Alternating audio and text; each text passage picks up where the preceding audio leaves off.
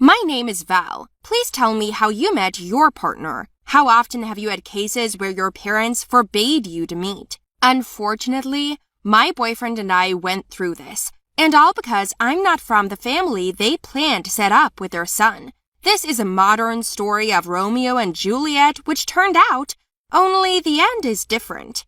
Do you want to know more? Then look. I was born and raised in a simple family. My parents worked like horses all their lives, and we have a family business, a small grocery store on the next street. We weren't poor, but we weren't super rich either.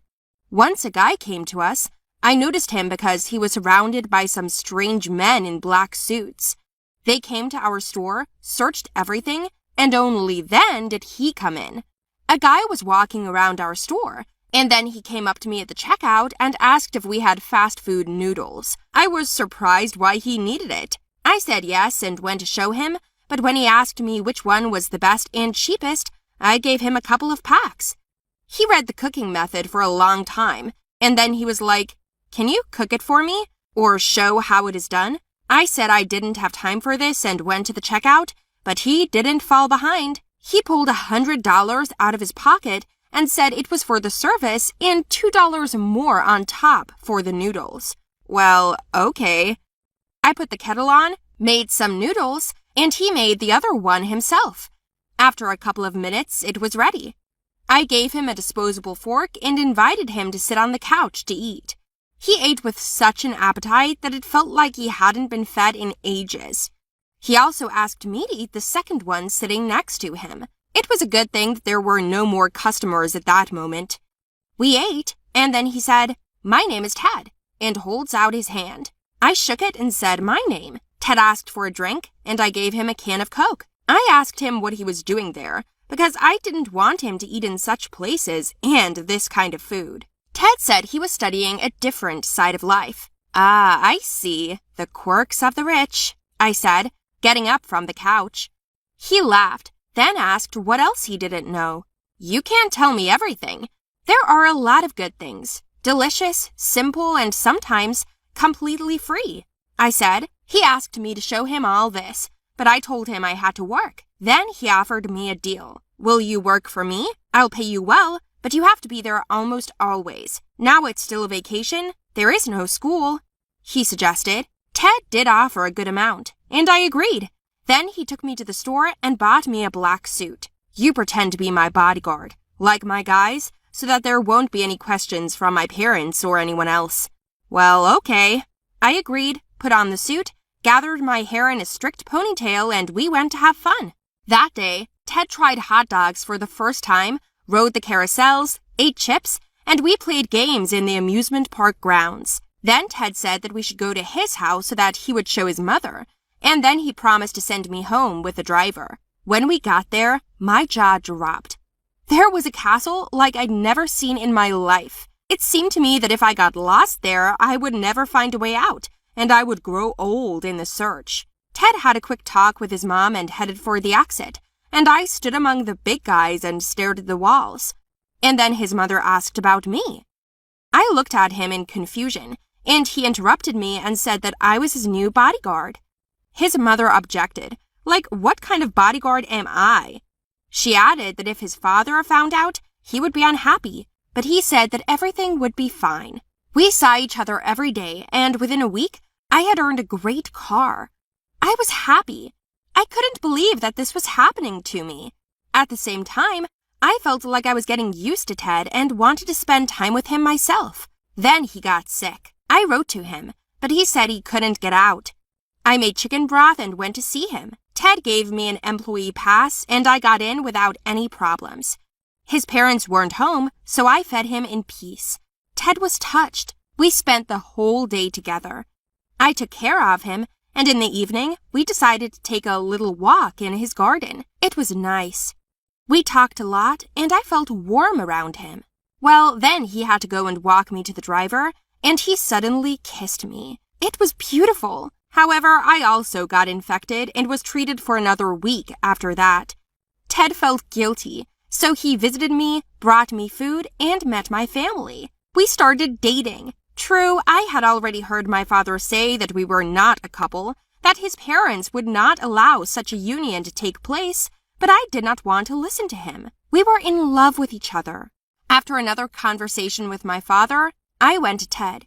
He was surprised when I came and I told him everything in tears. Ted told me everything was going to be all right, reassured me, and then told me that he would come up with something. The next day, he invited me to visit. I found out that it was his birthday. I was so embarrassed to be without a gift, but he said it wasn't a birthday party, that it would just be the two of us. The staff gathered us food and we had to go on a picnic. On the way, we stopped at a gas station near the house. While he was filling up the car, I bought something else for us. He came up to me and kissed me, and at that moment, another car pulled up and his father got out. I wanted to sink through the ground. Ted lied about his bodyguard and his father being like, "Yeah, I can see her guarding you." He told us to go with him, and we got in the car and went to the house. We were silent all the way, and his dad looked at me. In his father's office, we were asked questions like how long we've known each other and all that, and when his father found out that I was from a simple family, of course, he immediately forbade us to communicate. This was to be expected. I was upset, but Ted said that he and his father had a long-standing agreement that Ted would go where his father said he would, provided that Ted chose his own servants, bodyguards, and friends.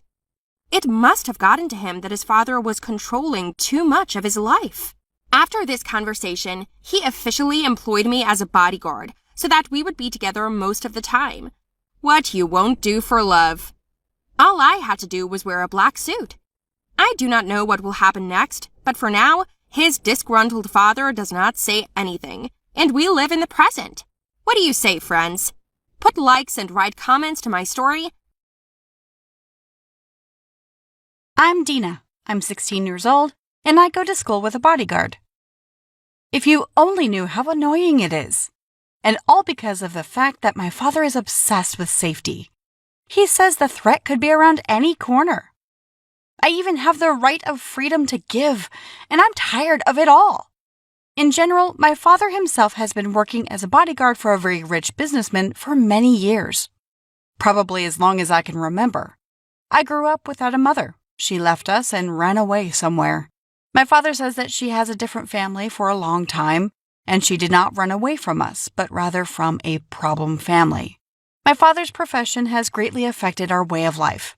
At first, when my parents got married, my father worked in the special forces, but after one special operation against terrorists, where he lost a loyal friend, my father vowed to leave his job.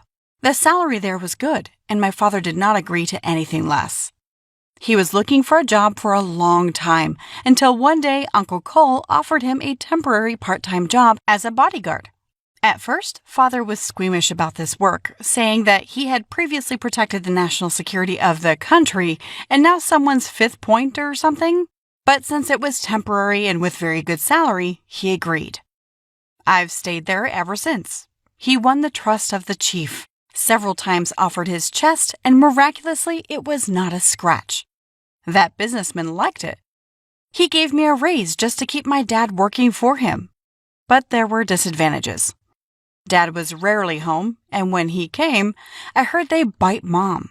That's not because job is dangerous, because the daughter is growing up without a father and so on and on. In short, my mother called me and my father problematic and flew away. Where, I don't know, and don't want to know. Only the rumors are getting around that everything is fine with her. Well, okay, so much the better for her. After she left, my father looked more concerned than I'd ever seen him before. I thought it was all because of the breakup with my mother, and he was thinking about me saying, "Who will watch me now? Who will look after? I'm an adult," I thought. "That's right," my dad would say, and I still didn't understand him. Well, then I got into trouble. I stayed at a friend's house and went home late. Dad was always at work. I didn't notice the stranger following me. He walked like a shadow for almost a few blocks, and as soon as I turned a corner, he attacked me. I screamed so much in fear that I almost lost my voice. To my surprise, my father came running out of nowhere and broke his jaw with a single blow. He immediately whined and ran away. I looked at my father in a state of shock and did not understand where he came from. I was released from work early, as the nobility. Naturally, my dad and I were scared to death. I stopped going to school for 2 weeks, and Dad promised to take care of everything. So from that moment on, it was decided to hire a bodyguard for me. I was against it. I knew that I had experienced a terrible situation, but personal security, it was too much. But the father insisted on his own and personally selected the guard the experience still has. I was surprised when I saw how many people consider themselves security. In general, in the end, I was assigned a bodyguard. His name was Steve. It's a stupid name, but I didn't choose it. It turned out that he was doing a good job.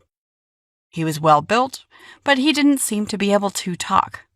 He just looked around and followed me everywhere. I went to a normal school and imagined the faces of the people around me. All of a sudden, I got a bodyguard. Even the wealthiest students didn't have security. My first day of school seemed like hell.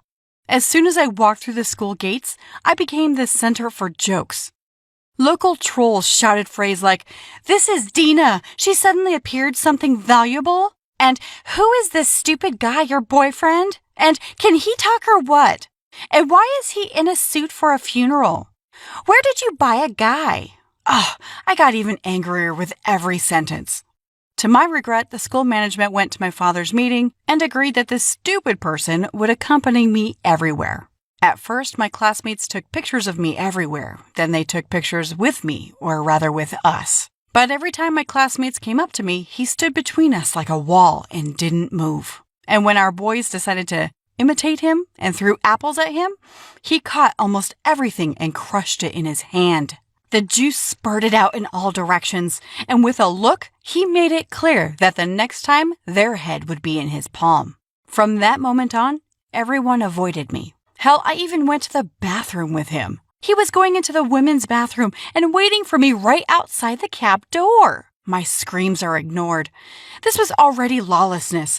What the hell? Who does he think he is? Oh, how he infuriated me. "Don't you eat shit or pee?" I shouted at him on the way home, but he was unwavering.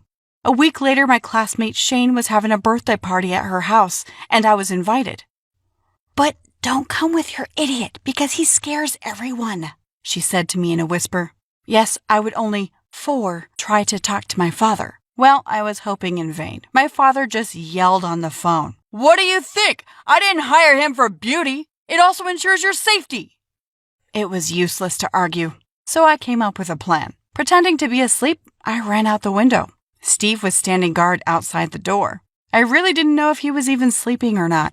I ran out the window and planned to be back in a couple of hours, so no one would have noticed. My friends came to pick me up in a car. My plan worked. Yeah. Within 30 minutes, I was having fun at Shane's house, drinking cocktails and dancing. Matt came to the party. This was a boy I liked very much. For the first time, I was glad that we were from different schools, because if he saw my shame with a bodyguard, I couldn't bear it. After a couple of glasses of punch, it hit me in the head. I plucked up the courage and decided to dance with him. It was unforgettable. My head was spinning with euphoria, and I couldn't believe I was dancing with him. Our bodies were inches apart. Every touch of our hands made me shudder, and my heart was pounding in my chest. Matt wanted to kiss me, and we reached for each other. And then Matt jerked away from me. It was like an electric shock. I watched in shock as my stupid bodyguard throws Matt aside and everyone moves away from me as if I stink. "What? How dare you? I hate you! Get out of here!" I shouted in tears. Steve took my hand and pulled me into the car. I resisted and was angry with him. I couldn't believe he'd embarrassed me like this. When I got home, the first thing I did was call my father and tell him everything. But guess what? The only response I got was that I broke the rules and ran away from home. I haven't spoken to my father since, or to anyone else. I feel so bad about all this. What would you advise me to do?